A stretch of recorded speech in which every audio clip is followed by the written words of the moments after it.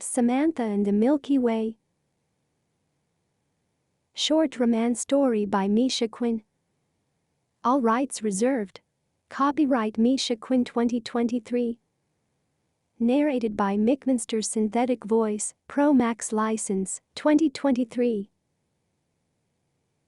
Samantha and the Milky Way. In a valley between two ridges of mountains, in the almost total darkness of a sudden August night, a young woman sat on the edge of a large boulder. She looked up at the dark, starry sky. In August, in the velvet darkness of night, the Milky Way spreads its wings across the entire width of the southern sky. The starry sky beckoned and repelled Samantha. The lights of its stars glittered as if someone had lit a lamp and was trying to answer the way in the night to himself and all the travelers who had lost their way on earth. The young woman knew she was one of those who needed this light to find her way to happiness. The woman recalled that long ago, when she was a child, her friend, a neighbor boy named John, had told her about the stars. He had taken astronomy lessons at school and could find all the planets and constellations visible from Earth in the night sky. John could talk for hours about why a constellation had a name and when it was best to observe the Moon or Saturn satellites. He had no special optics for this, but he knew all about the stars and would tell Samantha all about them. Many years had passed since the last time the friends had met. When Samantha graduated from high school and entered college, her visits to her grandmother became less and less frequent. The girl made new friends and became infatuated with one of the new acquaintances, who soon became her husband. But life took its course, and the young family fell apart. Samantha thought she had no one who understood her like John did. But she did not know where he was. The young woman traveled alone to escape her longing and the painful memories of her failed marriage.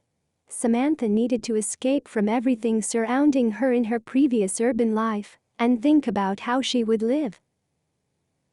Yes, where are those days of my happy childhood?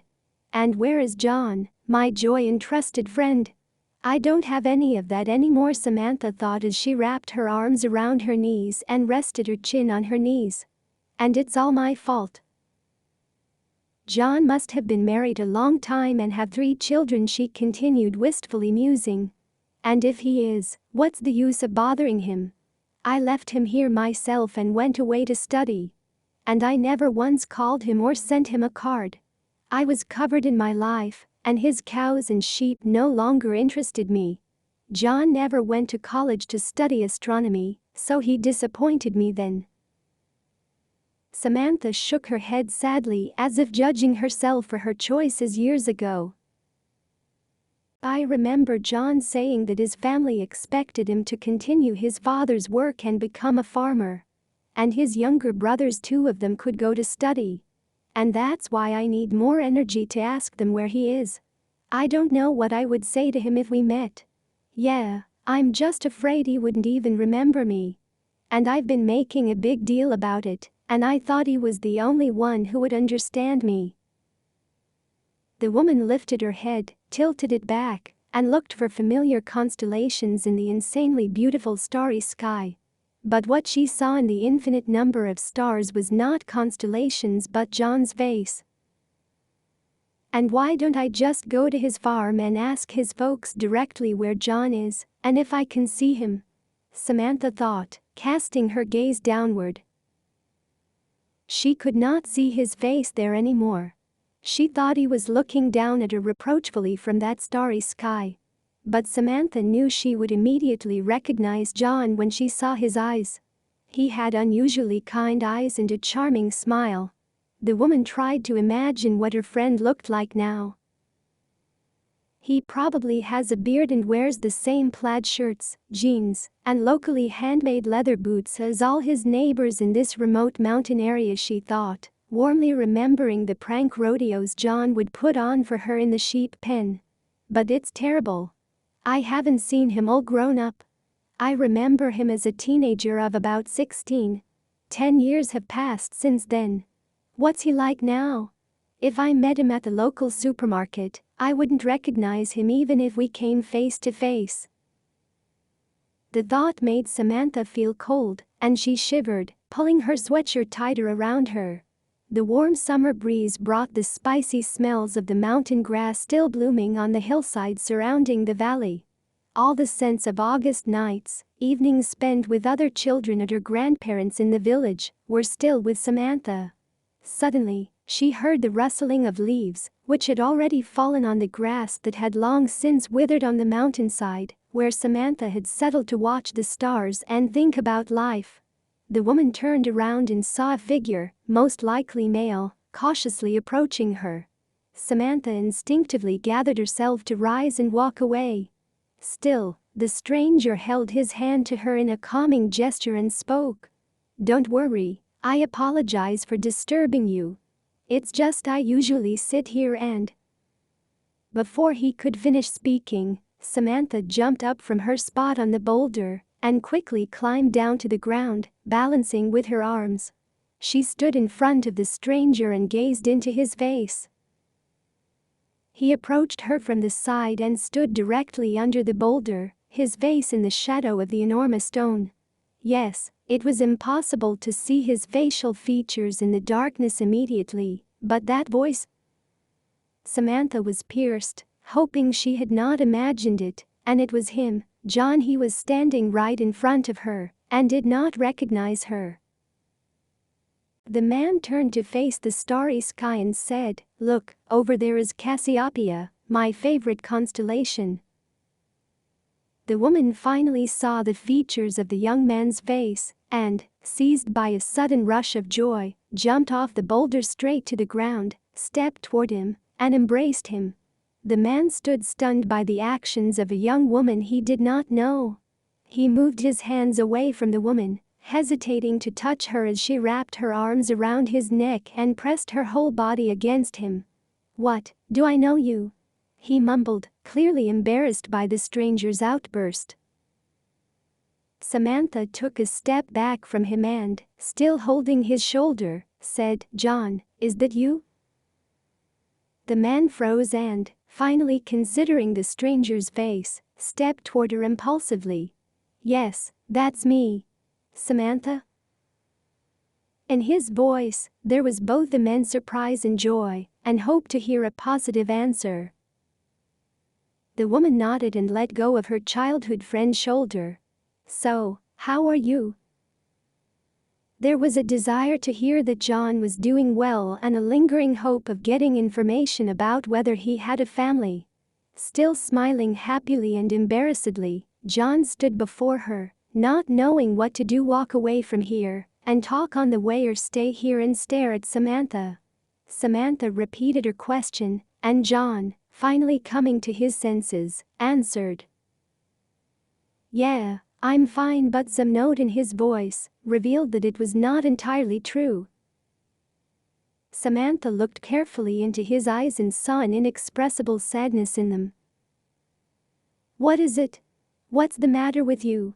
she said as thoughtfully as if he were still the boy with whom she shared her childhood joys and sorrows. "It's okay.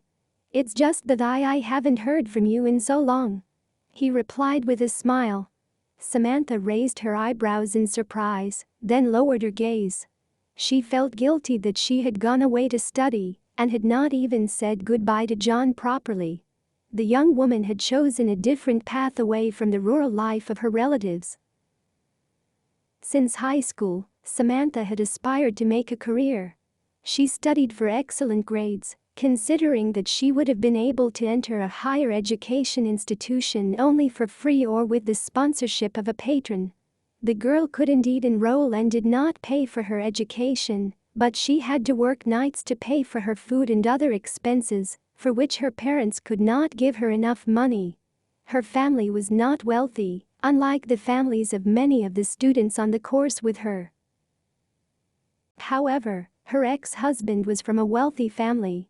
He decided in their relationship what, when, and how they did things with Samantha. She had little room for choice, but the young woman initially did not care because she was desperately in love with her husband. But, month after month, the relationship in their family strained. Her husband decided everything and left Samantha with little say in the matter.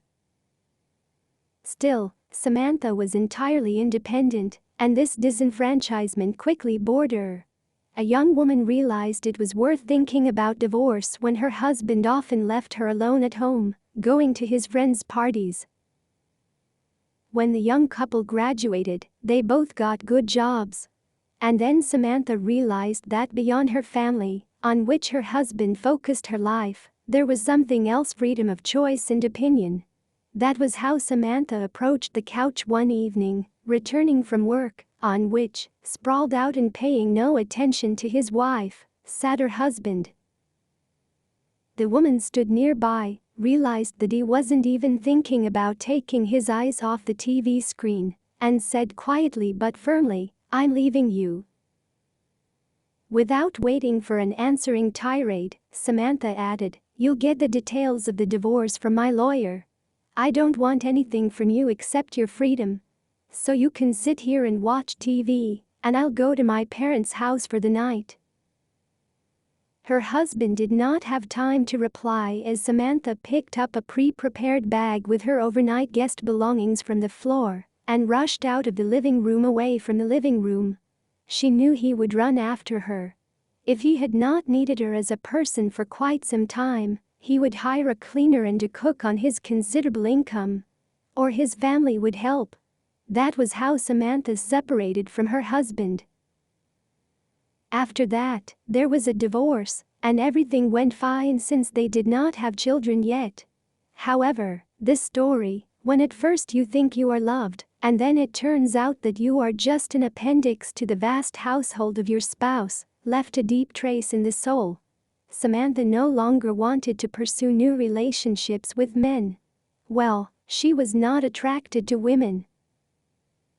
There was a faint hope in Samantha's soul that she could find her true love. And here, in an abandoned corner in the mountains, she saw again before her a man she cared for. But how did he feel? Was he asking her for this escape from the countryside to the metropolis? John knew nothing of Samantha's thoughts. But the woman could see from his face that he was genuinely astonished, and that this meeting had caused him some unexpectedly violent feelings. Does he really care about me? The thought flashed somewhere in the back of Samantha's mind, and suddenly glowed with rainbows and diamonds of stars comparable in beauty to the picture of the Milky Way that hung over the heads of the newly met childhood friends. Only now Samantha saw, and not only noticed, but seemed to feel with all her skin, that a young and handsome man was looking at her with a look in which the joy of a new meeting replaced the past pain of parting.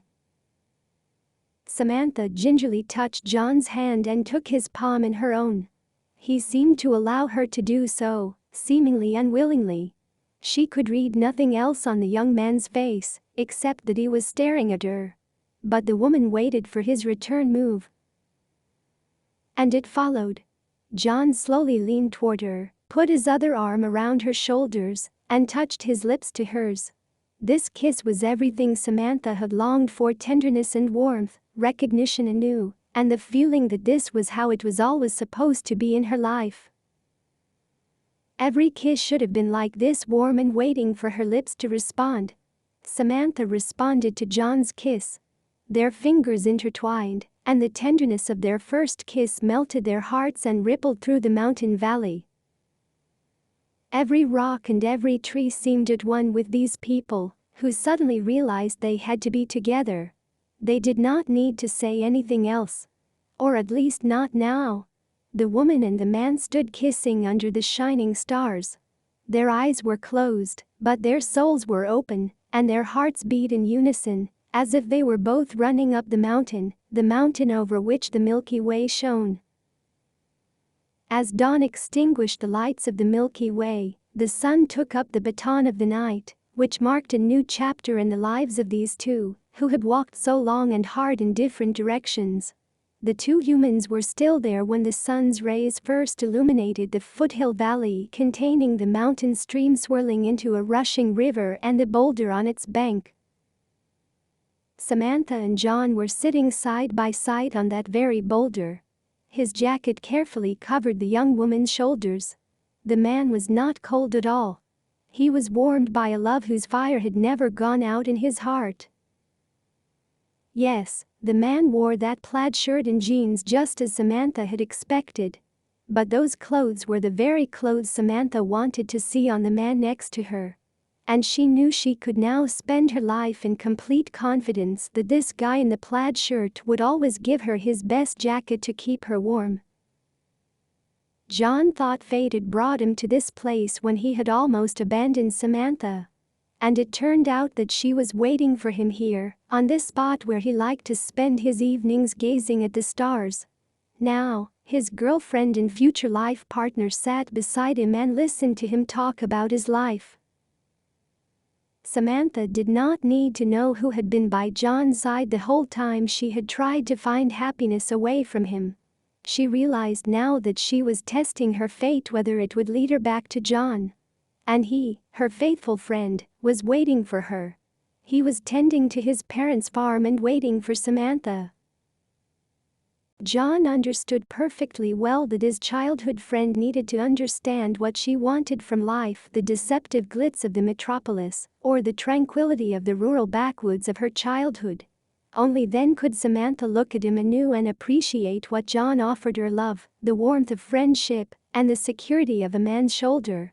He knew he was no match for the city dudes and rich men, but he was full of dignity. He waited for Samantha to sort out her life and return to him. And John was right. Fate had brought them back to each other, and now Samantha did not care what she did next. She knew she needed to be there for John. She needed to be near the man who had never gotten her out of her mind and heart all this time, despite Samantha trying to change her life away from him completely.